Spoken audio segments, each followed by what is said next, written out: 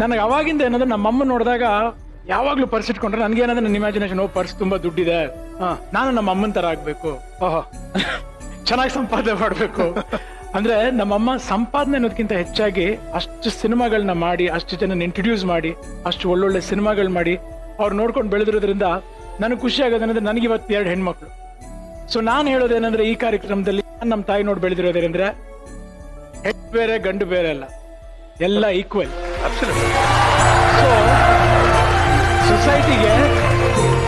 ಸೊಸೈಟಿಗೆ ಹೆಣ್ಣು ಮಗಳು ಅಂತ ಬಂದಾದ್ಮೇಲೆ ಅವರು ಕೆಲಸ ಮಾಡ್ಲೇಬೇಕು. ಯಾಕಂದ್ರೆ ನಮ್ಮ ಅಮ್ಮನೂ ಕೆಲಸ ಮಾಡ್ತಿದ್ರು. ಅಂಡ್ ಅದಕ್ಕೆ ನಾನು ಯಾವಾಗ್ಲೂ ಅಷ್ಟೇ ಯಾರನ್ನ ನೋಡಿದಾಗ್ಲೂ ಕೆಲಸ ಮಾಡಿ ಚೆನ್ನಾಗಿರಿ ಜೀವನದಲ್ಲಿ ಅಂತ ಹೇಳೋದೇನಂದ್ರೆ ಅದಕ್ಕೆ ಸ್ಫೂರ್ತಿ ನಮ್ಮ ತಾಯಿ. ಇವತ್ತು ನಾನು ಎಷ್ಟು ಒಳ್ಳೆ ಕೆಲಸ ಮಾಡಿರ್ತೀನೋ ಅಷ್ಟೇ ಕೆಟ್ಟ ಕೆಲಸನೂ ಮಾಡಿರ್ತೀನಿ, ಯಾಕಂದ್ರೆ ಇಟ್ಸ್ ಲೈಫ್. ಕರೆಕ್ಟ್.